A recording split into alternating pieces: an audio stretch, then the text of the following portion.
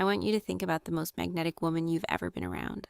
Not the prettiest, not the loudest, not the one who walked in wearing the most expensive thing in the room. I mean the woman who made you feel something you couldn't shake afterwards. The one you kept thinking about on the drive home. The one you brought up later to a friend and said, I don't know what it is about her.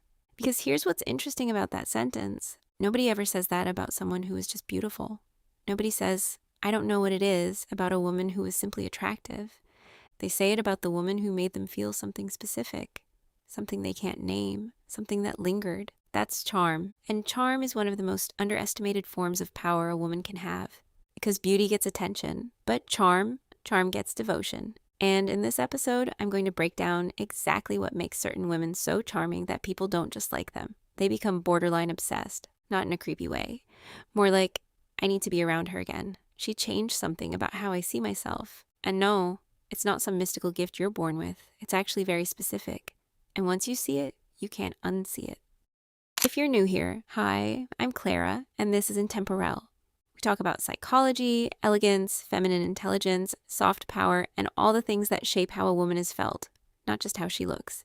Before we start, I write a weekly letter on the Intemporelle Substack that goes deeper than anything I can do in a video. You get the free planner when you join, and honestly, it's become one of my favorite things I do. That's linked below. And if you like the more visual side of all this, references, mood, the aesthetic language behind these ideas, my Instagram is there too. Okay, let's talk about charm properly. Let's get this out of the way immediately. Most women think charm means being likable, easy to talk to, easy to be around, pleasant, agreeable, smiley. And look, there's nothing wrong with being likable, but likability is the participation trophy of social dynamics. Everybody likes you, and nobody remembers you. That's the trap. Because a likable woman makes the room comfortable. A charming woman makes the room shift. You feel the difference instantly. When a likable woman leaves, people think, she was nice. When a charming woman leaves, people think, what wastes that? And that's a completely different result. So, the first thing I need you to understand is charm is not about making everyone feel good about being around you. Charm is about making people feel something unusual about being around you. A little more awake, a little more curious, a little more honest, a little more alive. That's a much higher bar. And most people never hit it because they're too busy being pleasant. Here's where it gets counterintuitive. If you study truly charming women, not just celebrities, but women in real life who have that thing, you'll notice something strange. They're usually not doing more than everyone else. They're doing less. Less talking, less reacting, less proving, less filling silence just because it's there. And somehow that restraint makes people lean in harder. Why? Because in a world where everyone is performing at full volume all the time, a woman who is calm, specific, and unhurried feels almost shocking. Think about Angelina Jolie in her most iconic interviews. She's not rushing to charm you. She's not trying to be relatable. She's not filling every gap with nervous laughter. She's just there, fully present, slightly amused, choosing her words like she has all the time in the world. And it's hypnotic. Now, that's one flavor. Princess Diana was the complete opposite in style. Warm, emotional, open, almost disarmingly soft. But she had the same thing underneath. She wasn't scrambling for your approval. She was arriving into every room fully, without apology. Two completely different energies. Same principle. They both understood something most women miss. Charm is not about adding more. It's about removing the noise. The nervous laughter, noise. The over-explaining, noise. The constant checking of, do they like me? Noise. Take the noise away, and what's left is presence. And presence is magnetic. Okay, this is the part that changes everything. Because most women think people become obsessed with your face, your body, your style, your mystery, your vibe. And yeah, those things open the door. But the reason someone walks through the door and stays, it's almost never about how impressive you were. It's about how they felt about themselves in your presence. Read that again. A charming woman makes the people around her feel more interesting, more intelligent, more relaxed, more seen, more chosen. And that is what people become addicted to. Not you specifically, the version of themselves they get to be when they're around you. This is why some extremely beautiful women are completely forgettable, because being around them feels like a performance review. You spend the whole time measuring yourself. That's exhausting, not magnetic. And this is why some women who aren't conventionally stunning become absolutely impossible to shake, because being around them felt like exhaling for the first time all day. So if you want to be genuinely charming, stop asking, how do I seem? Start asking, how do people feel about themselves when they're near me? That's a completely different game, and it's the game that actually wins.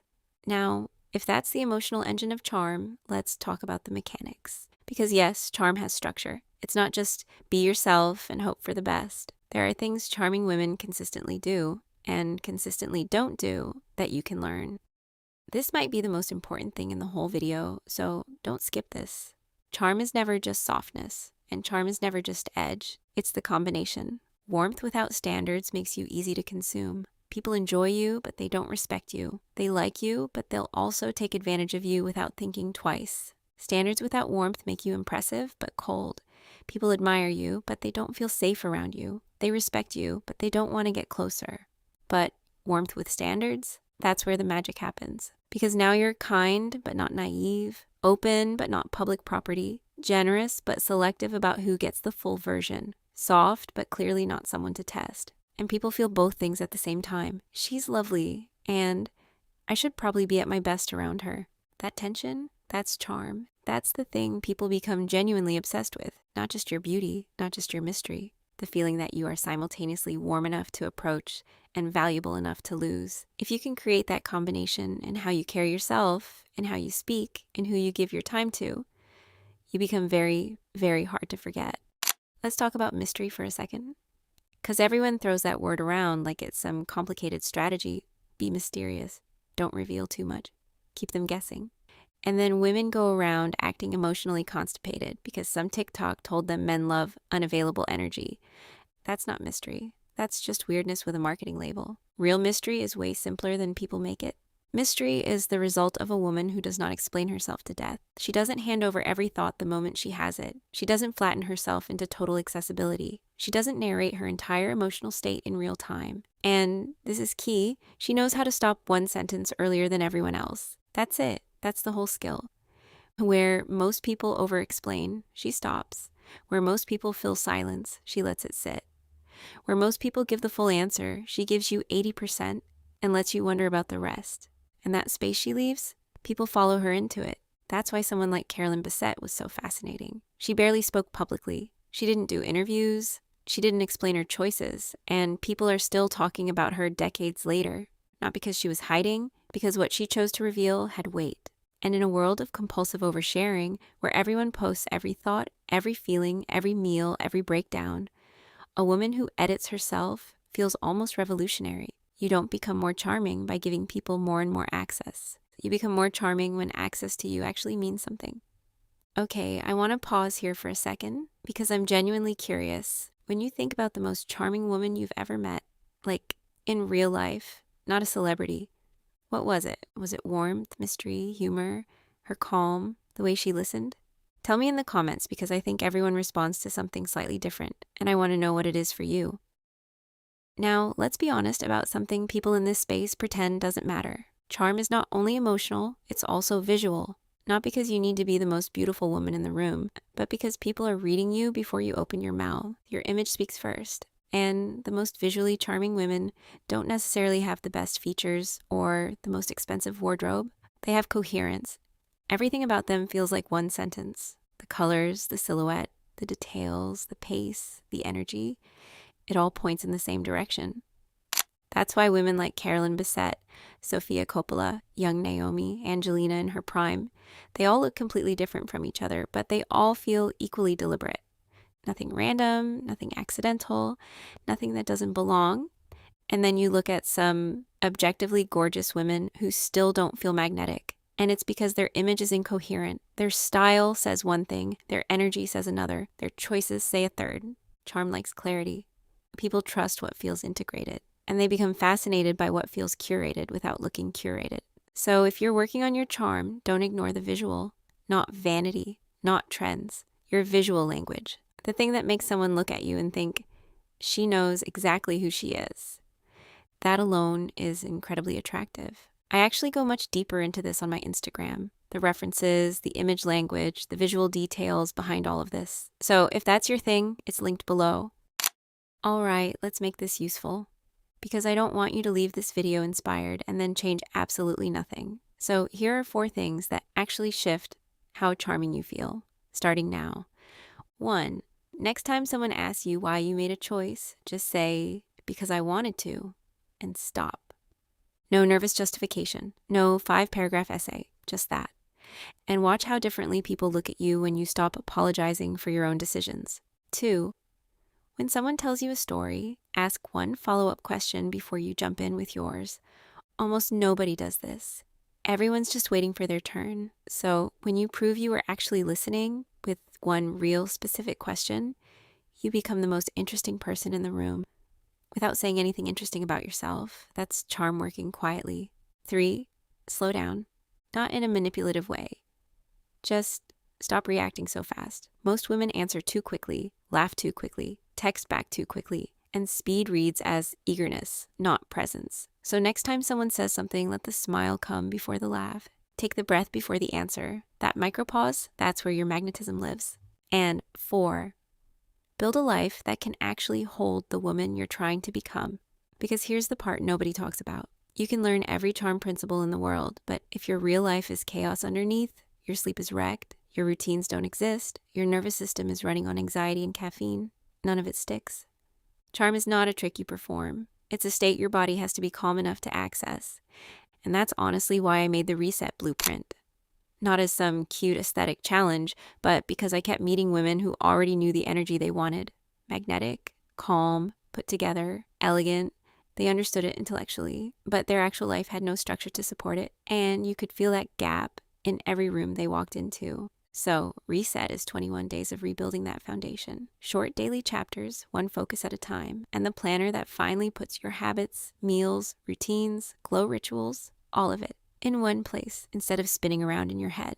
Because at some point, becoming charming stops being about learning more and starts being about living differently. That's linked below.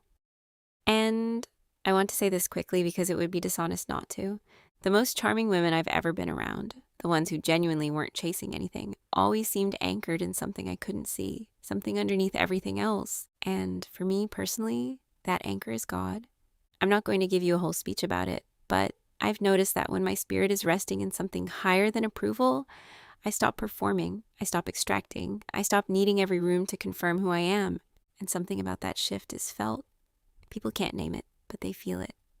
Quiet peace is one of the most magnetic things a woman can carry, and I just think that's worth saying out loud. Let me close the loop. People don't become obsessed with your beauty.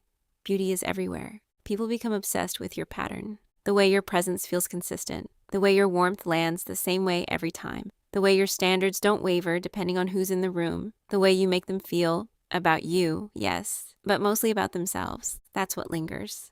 Charm is not a single beautiful moment.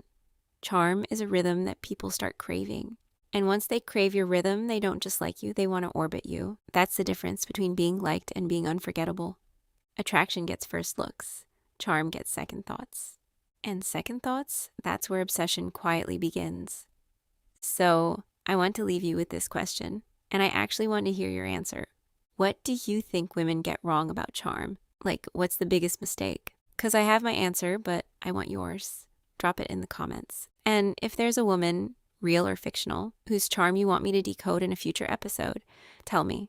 Some of my best episodes come from things you ask for. Subscribe if this felt like your kind of conversation. The Substack is below if you want the deeper version every week in your inbox. And I'll see you in the next one.